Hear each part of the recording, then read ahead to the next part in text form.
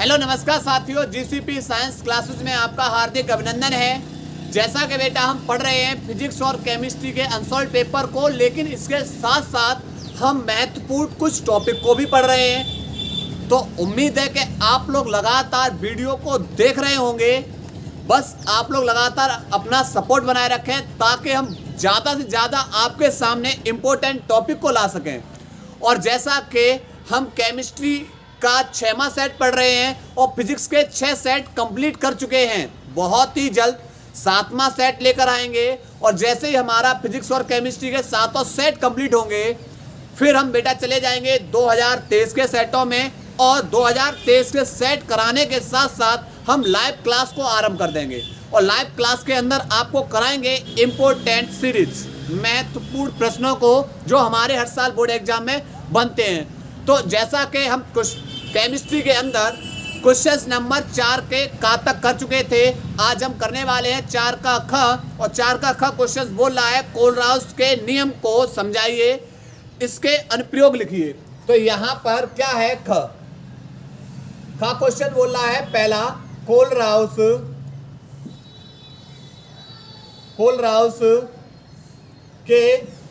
का नियम। पहले हम बेटा किसको समझेंगे, कोलराउस का नियम।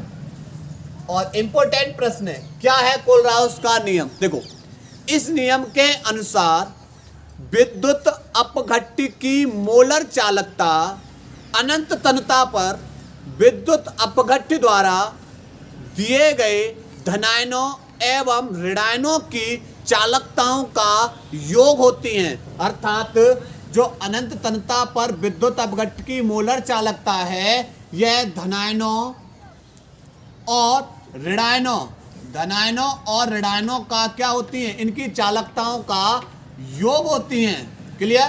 तो ये कौन सा है, कोलराउस का नियम। लिखेंगे इस नियम के अनुसार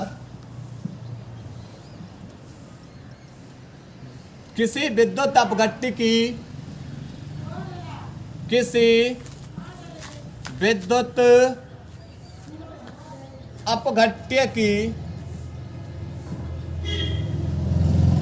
मोलर चालकता अनंत तनता पर विद्युत अपघट्य द्वारा दिए गए धनायनों और ऋणायनों की चालकताओं का योग होती हैं। क्लियर। इसके बाद इसके पढ़ लेंगे अनुप्रयोग। क्या पढ़ेंगे बेटा, अनुप्रयोग पहला अनुप्रयोग क्या है, अनंत तनता पर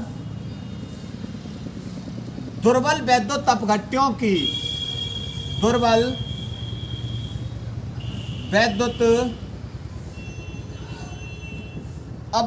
की मोलर चालकता की गणना करना। पहला अनुप्रयोग क्या है, दुर्बल विद्युत अपघट्यों की मोलर चालकता की गणना करना। ठीक है। दूसरा, जल के आयनिक गुणनफल की गणना करना। जल के आयनिक गुणनफल की गणना करना। नंबर 3, अल्प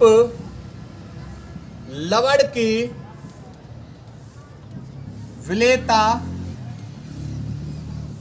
ज्ञात करना। क्लियर। तो करेंगे क्वेश्चन नंबर 4 के खा का फर्स्ट पार्ट नोट करेंगे, इसके बाद सेकंड पार्ट करा रहे हैं, नोट करें बेटा। इसके बाद बेटा इसका दूसरा प्रश्न 4 का खा का सेकंड प्रश्न है, विद्युत अपघट्य के विलयन की मोलर चालकता की परिभाषा। देखो मोलर चालकता को समझेंगे।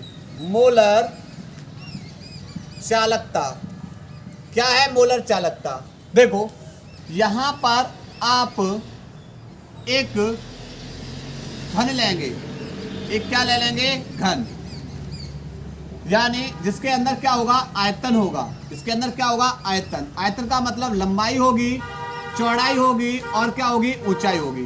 क्लियर? इसके अंदर आपने किसको डाला? विद्युत अपघट्य को।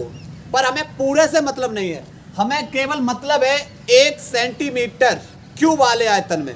यानी जो आपने आयतन लिया, क्यूब लिया है, घन लिया है, वो हमें मतलब केवल कितना है? 1 सेंटीमीटर क्यूब वाले आयतन में, जिसकी भुजा की लंबाई भी कितनी हो? लंबाई, ऊंचाई और चौड़ाई कितनी होनी चाहिए? 1 सेंटीमीटर होनी चाहिए। तो इस 1 सेंटीमीटर क्यूब वाले आयतन में विद्युत अपघट्य का यदि 1 ग्राम मोल घुला हो तो इसके आयनों द्वारा जो या इसके आयनों की जो चालकता होगी वही क्या कहलाएगी? उसकी मोलर चालकता। क्या कहलाएगी? इसकी मोलर चालकता। तो लिखेंगे परिभाषा, लिखेंगे 1 सेंटीमीटर क्यूब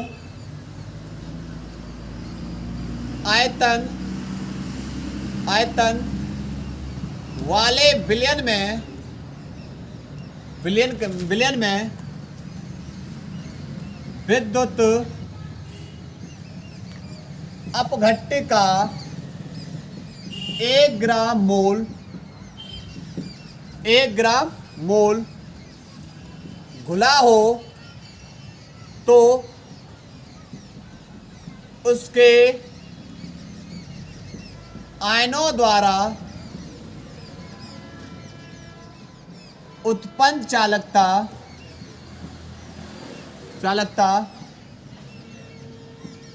उसकी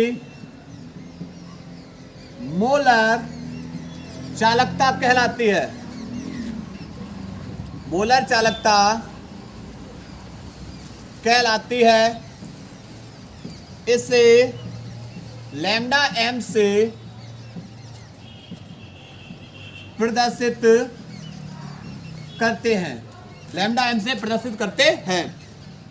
इसका सूत्र होता है लैम्डा m बराबर कप्पा इंटू में 1000/m। m क्या हो जाएगी? इसकी मोलर चालकता के रूप में। m लैम्डा m इसकी क्या होगी? मोलर चालकता। और ये कैपिटल M ये होगी इसकी मोलरता। कैपिटल M इसकी क्या होगी? मोलरता। क्लियर? तो नोट करेंगे क्वेश्चन नंबर 4 के सेकंड पार्ट को।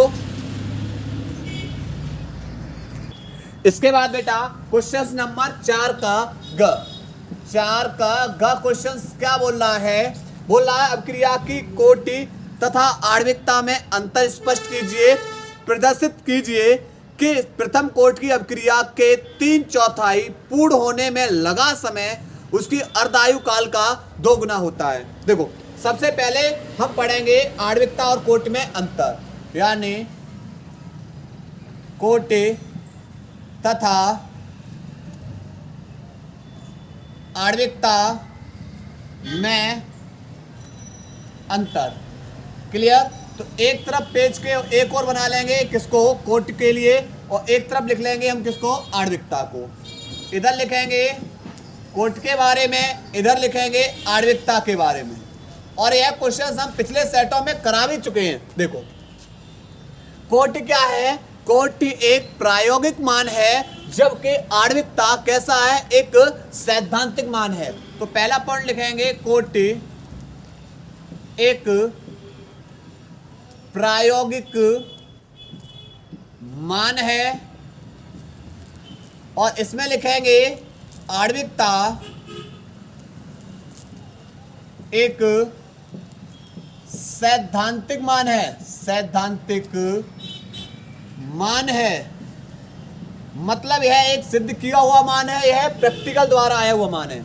अच्छा कोटि आप लोग पढ़ते हैं शून्य कोटि की अभिक्रिया, प्रथम कोटि की अभिक्रिया, द्वितीय कोटि की अभिक्रिया, यानी कोटि शून्य भिन्नात्मक शून्य भिन्नात्मक हो सकती है, लेकिन आणविकता हमारी शून्य नहीं हो सकती है, ना ही भिन्नात्मक हो सकती है। यह एक हमेशा क्या होगी, एक प्राकृतिक संख्या। जैसे आपने N2 प्लस 3H2 तीर के बाद बना दिया NH3 2NH3। क्लियर? तो अब आप इसके आगे जीरो नहीं लिख सकते, क्योंकि यहां पर ये जीरो नहीं होगा। ठीक है, तो यहां पर हम लिखेंगे दूसरा पॉइंट कोटि शून्य कॉमा भिन्नात्मक हो सकती है, शून्य कॉमा भिन्नात्मक हो सकती है। इसमें लिखेंगे आणविकता शून्य कॉमा भिन्नात्मक नहीं हो सकती, यह केवल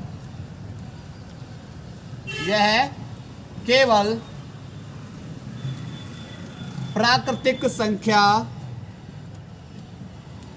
1, 2, 3 ... हो सकती है। तीसरा पॉइंट कोटि प्राथमिक एवं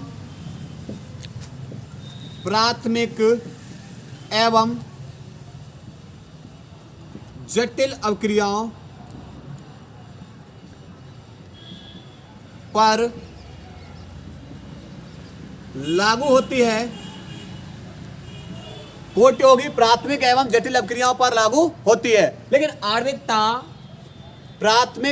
केवल प्राथमिक अभिक्रियाओं पर ही लागू होगी। तीसरा पॉइंट लिखेंगे आणविकता केवल प्राथमिक अभिक्रियाओं पर ही लागू होती है। ठीक है, इसके बाद जो कोटि होती है हमारी, कोटि जो अभिक्रिया के वेग तथा अभिकारक, जो अभिक्रिया में भाग लेने वाले अभिकारक अणु हैं, इनकी सांद्रता के मध्य संबंध बताती है। जबकि आणविकता क्या है, अभिक्रिया में भाग लेने वाले विशिष्ट पदों की संख्या को प्रदर्शित करती है। चौथा पॉइंट क्या लिख लेना है आप लोगों को? चौथा पॉइंट लिख लेना है आप लोगों को, जो अभिक्रिया की कोटि है, अभिक्रिया के वेग तथा अभिकारक अणुओं की सांद्रता के संबंध को बताएगी। आणविकता अभिक्रिया में भाग लेने वाले विशिष्ट पदों की संख्या को प्रदर्शित करती है। क्लियर? इसके बाद बेटा हम सवाल करेंगे। सवाल क्या दे रखा है, देखो, हमें सिद्ध करना है कि प्रथम कोटि की अभिक्रिया 3/4 पूर्ण होने में लगा समय उसकी अर्धायु काल का 2 गुना होता है। देखो, सबसे पहले लिखेंगे सवाल को, देखो सिद्ध करना है, यानी क्या करना है, सिद्ध करना है। कैसे सिद्ध करेंगे? देखो, सबसे पहले बेटा क्या है कि प्रथम कोटि अभिक्रिया, पहला क्या है, प्रथम कोटि की अभिक्रिया के लिए फॉर्मूला, प्रथम कोटि की अभिक्रिया के लिए फॉर्मूला के बराबर होता है 2.303 बट्टे T 1/3, उसके बाद log 10 A/A - x। क्लियर? प्रारंभ में अभिक्रिया, प्रारंभ में जो अभिक्रिया की जो सांद्रता थी, प्रारंभ में जो अभिक्रिया की सांद्रता थी वो कितनी थी, A, लेकिन समय कितना हुआ, 3/4, यानी समय कितना लगा बेटा, 3/4। यहां पर कितना बोल रहा है, सॉरी, हाँ 3/4 पूर्ण होने में लगा समय। अब 3/4 अभिक्रिया जब पूर्ण हो चुकी तो वियोजन के पश्चात की मात्रा कितनी बचेगी, वियोजन के पश्चात सांद्रता, वियोजन के पश्चात सांद्रता यानी A - x कितना बचा, प्रारंभ में A था, प्रारंभ में कितना था, A था 3/4, पूर्ण हो चुका। या प्रारंभ में आप कितना मान लो, यहां पर 1 मान लो। प्रारंभ में सांद्रता कितनी थी, 1 थी। 3/4 पूर्ण हो चुकी यानी 3/4 पूर्ण हो चुकी यानी x बराबर 3/4। तो बची हुई मात्रा, प्रारंभिक मात्रा में से जितनी मात्रा पूर्ण हो चुकी उसको हटा देंगे तो जो मात्रा बचेगी वही क्या कहलाएगी, वियोजन के पश्चात की मात्रा। तो 4 एकम 4 में से 3 गया यानी 1/4। कितना बचेगा, 1/4। अब इसको बेटा लगाएंगे एक ही जगह, यानी प्रारंभिक सांद्रता A बराबर कितना मान ले रहे, 1। तो प्रारंभिक सांद्रता A की जगह 1, A माइनस एक्स की जगह 1/4 लगाएंगे तो K बराबर 2.303 बट्टे, यहां पर T की जगह कितना लगाएंगे, T 1/4, सॉरी T 3/4, 3/4 है। और उसके बाद log 10 A की जगह 1 बट्टे A माइनस एक्स की जगह 1/4, 4 को ऊपर भेज देंगे तो K बराबर 2.303 बट्टे T 3/4, 4 को बेटा ऊपर भेज देंगे तो log 10 4। क्लियर। और यहां पर log 4 का वैल्यू लगाएंगे। तो पहले बेटा इसको नोट कर लेंगे, स्क्रीनशॉट लीजिए ताकि बाद बेटा आगे हल करा रहे। नोट करिए, देखो बेटा इधर इसको हम इधर कर रहे हैं तो K बराबर हो जाएगा 2.303 बट्टे T 3/4 और log 4 का वैल्यू होता है 0.6020। क्लियर। इसको केवल यहीं तक रहने देना है, इसको यहां तक ही, K का मान यहीं तक रहने देना है। ठीक है। अब अर्ध आयुकाल, अब क्या होगा, अब शब्द बोल रहा है अर्ध आयुकाल लेंगे। अर्ध आयुकाल के लिए फॉर्मूला होता है आयुकाल। अर्ध आयुकाल K बराबर होता है 0.693 बट्टे T 1/2। इसे समीकरण 1 और इसे समीकरण नंबर 2।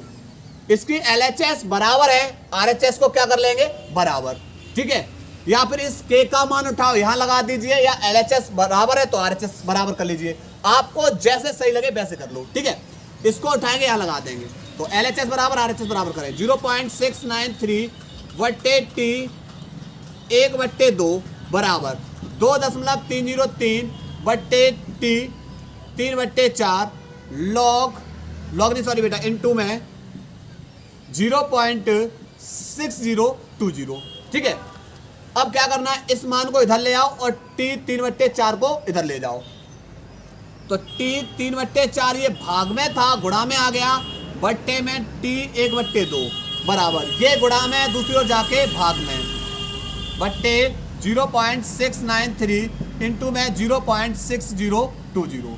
देखो यहां से 6 दूनी 12, 6 दूनी 12 और यहां पर बेटा कितने 6, और 6 से भाग करेंगे तो ये पूरा का पूरा लगभग में कितने बार कट जाएगा, 2 बार। लगभग में कितनी बार कट जाएगा, 2 बार, बट्टे T 1/2 और बराबर 2। ये किसमें है, ये हमारा भाग में है, दूसरी ओर जाके गुणा में, तो 2 इंटू में T 1/2। और यही हमें क्या करना था, सिद्ध करना था, इति सिद्धम। क्लियर। नोट करेंगे बेटा इस प्रश्न को।